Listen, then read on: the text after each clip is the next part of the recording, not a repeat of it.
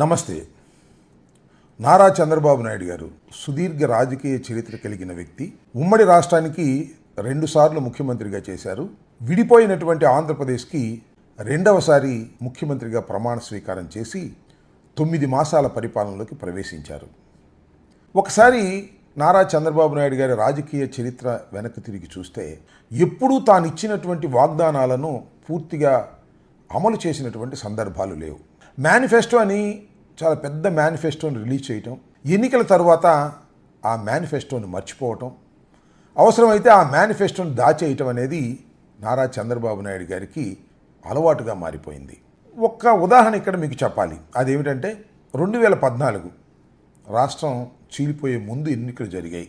ఆ ఎన్నికల్లో చంద్రబాబు నాయుడు గారు చాలా వాగ్దానాలు చేశారు. 1 కాదు 2 కాదు.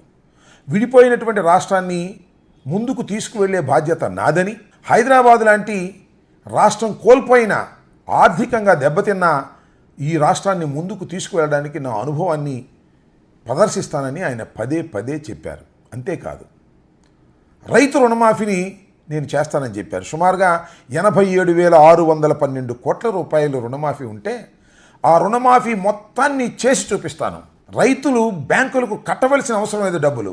ఎన్నికలు వస్తున్నాయి, ఈ ఎన్నికల్లో ఎవరైనా వచ్చి మిమ్మల్ని అడిగితే డబ్బులు కట్టమాకండి, మొత్తం నా భుజస్కంధాల మీద వేసుకొని నన్ను గెలిపిస్తే రుణమాఫీ మొత్తాన్ని నేను రద్దు చేసి మీకు ఈవెన్ బంగారం పెట్టుకున్న బంగారాన్ని కూడా ఇంటికి వచ్చే విధంగా చేస్తానని చంద్రబాబు నాయుడు గారు వాగ్దానం చేశారు. దానితో పాటు నిరుద్యోగ భృతి అన్నారు. ఇంకా చాలా వాగ్దానాలు చేసినప్పటికీ రైతు రుణమాఫీ అనేది చాలా పెద్ద వాగ్దానంగా ప్రజలు భావించారు.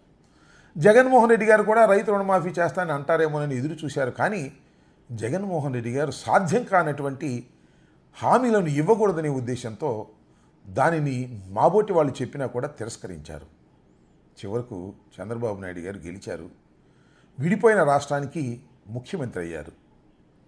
ఏదైతే 87,612 కోట్ల రుణమాఫీ ఉందో రైతులది, దాన్ని రద్దు చేశారంటే రద్దు చేయలేదు. వారి మాట విని రైతులు కట్టకపోతే సుమారుగా 1,37,502 కోట్లు అదనంగా రైతుల మీద భారం పడింది.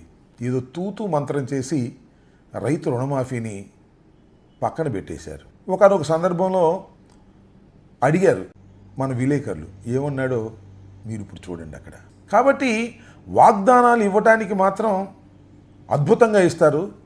ఎన్నికల్లోకి గెలిచిన తర్వాత వాగ్దానాన్ని దేన్ని అమలు చేయకోకుండా దృష్టి మరల్చేటటువంటి కార్యక్రమం చేస్తారు. అది 2014 నుంచి 2019 వరకు చంద్రబాబు నాయుడు గారు చేసినటువంటి నిర్వాకం.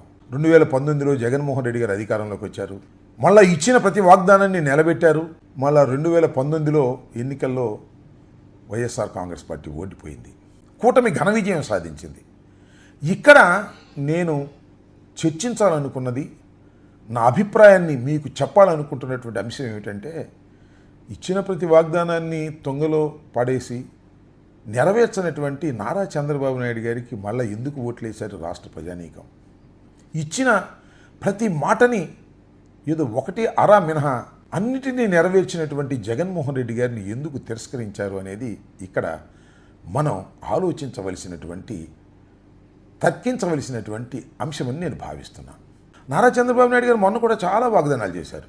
చూడండి, సూపర్ 6 అని ఎన్ని వాగ్దానాలు చేశారు. ఇలాంటి వాగ్దానాలు చేస్తే ప్రజలు ఆకర్షితులయ్యారని అనుకుంటున్నాం మనం.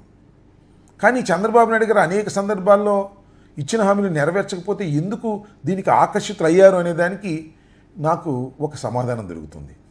అదేమిటంటే, నారా చంద్రబాబు నాయుడు గారితో పాటు కలిసి పవన్ కళ్యాణ్ గారు కూడా పోటీ చేశారు జనసేన.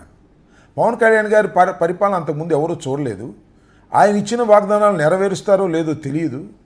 కానీ కొత్తగా వస్తున్నాడు కాబట్టి కొంత క్రెడిబిలిటీ ఉందేమోనని అనుకుంటారు సహజంగానే. ఎందుకంటే ఆయన ఎన్నికలకు ముందు చాలా చోట్ల తిరిగి చనిపోయినటువంటి కౌలు రైతులకు సొంత సొమ్ము ₹1,00,000 ఇచ్చినటువంటి సందర్భాలు ఉన్నాయి. ఓహో, పవన్ కళ్యాణ్ గారు కొద్దిగా బెటర్మెంట్సే అనేటువంటి భావన వారిలో కలిగిందని నా అనుమానం. అందువల్లనే పవన్ కళ్యాణ్ గారు కూడా ఈ సూపర్ 6 కానీ చంద్రబాబు నాయుడు గారు ఇచ్చిన హామీలకు కానీ మద్దతు పలికారు. నాది బాధ్యత అని కూడా సుమారుగా చెప్పారు. అందువల్ల సరే, పవన్ కళ్యాణ్ గారు కొత్తగా వచ్చారు, ఆయన మాటకు విలువ ఉంటుందనే ఉద్దేశంతో నారా చంద్రబాబు నాయుడు గారి మీద విశ్వాసం లేకపోయినా పవన్ కళ్యాణ్ గారి మీద విశ్వాసంతో ఓట్లు వేశారేమోననేది నాకున్నటువంటి సందేహం. ఇక్కడ ఒక విచిత్రమైన అంశాన్ని చెప్పాలి. భారతీయ జనతా పార్టీ చాలా అనుభవం కలిగినటువంటి రాజకీయ పార్టీ. చంద్రబాబుతో ఒకసారి కలిసింది, మరొకసారి విడిపోయింది, మొన్న మళ్ళా తిరిగి కలిసింది. సాధ్యపడేటటువంటి హామీలు కావని, లెక్కకు మించిన హామీలు, ఆర్థిక భారం మొయ్యలేనటువంటి హామీలు నారా చంద్రబాబు నాయుడు గారు ఇస్తున్నారు కాబట్టి దానిలో మేము భాగస్వాములం కాము అని పక్కకు తప్పుకున్నారు. కానీ అనుభవం లేనటువంటి పవన్ కళ్యాణ్ గారు మాత్రం అవన్నీ నెరవేర్చే బాధ్యత మా జనసేన కూడా భుజాన వేసుకుంటుందని చెప్పారు. ఇవాళ నేను ప్రశ్నిస్తున్నాను, ముఖ్యంగా పవన్ కళ్యాణ్ గారిని ప్రశ్నిస్తున్నాను. మీరు ప్రశ్నించడం కోసమే రాజకీయ పార్టీ పెట్టామని రాజకీయాల్లోకి వచ్చారు, చాలామందిని ప్రశ్నించారు, మమ్మల్ని కూడా చాలా ప్రశ్నించారు. ఇవాళ మేము అపోజిషన్లో ఉన్నాం, మేము ప్రశ్నిస్తున్నాం. అయ్యా పవన్ కళ్యాణ్ గారు జనసేన పార్టీ అధినేత, ఇవాళ చంద్రబాబు నాయుడు గారు ఇచ్చినటువంటి హామీలను నెరవేర్చకపోతే, వాయిదా వేస్తుంటే ఎందుకు మీరు గుట్టు చప్పుడు కాకుండా మౌనంగా ఉన్నారు? మీరు మాట్లాడాలి కదా. చంద్రబాబు నాయుడు గారిని సమర్థిస్తున్నారా, లేక సమర్థించుకోకుండా పక్కనున్నారా, మౌనంగా ఎందుకున్నారు అనేది ఇక్కడ ప్రశ్న. చాలా సందర్భాల్లో మౌనం అర్ధాంగీకారం అంటారు. మరి మీ విషయంలో మౌనం పూర్తి అంగీకారం అవుతుందా లేదా? అదేమంటే పవన్ కళ్యాణ్ గారు అనారోగ్యంగా ఉన్నారు, బెడ్ రెస్ట్ తీసుకుంటున్నారు అన్నారు.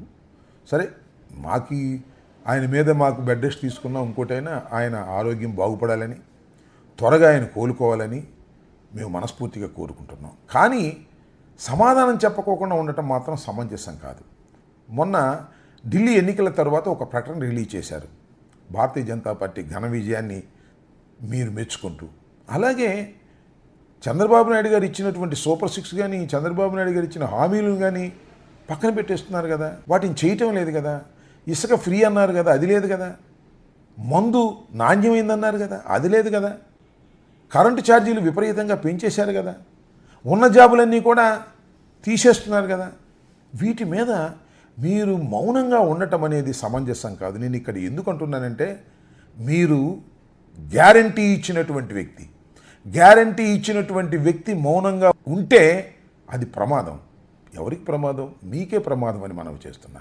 చంద్రబాబు కన్నా మీకు బెటర్ క్యారెక్టర్ ఉందని కొంతమంది, కనీసం జనసేన వాళ్ళు నమ్ముతున్నారు, వాళ్ళు మిమ్మల్ని మెచ్చుకుంటున్నారు.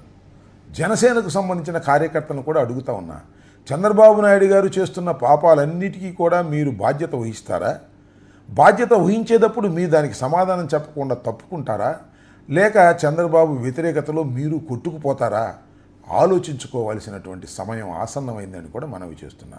సమయం ఆసన్నమైందంటే 8 మాసాలకి 9 మాసాలకి ఏం ఆసన్నమైందండి, ఇంకా మాకు 4.5 సంవత్సరాలు 4 సంవత్సరాల 3 మాసాలు టైం ఉందనుకుంటే అది పొరపాటు.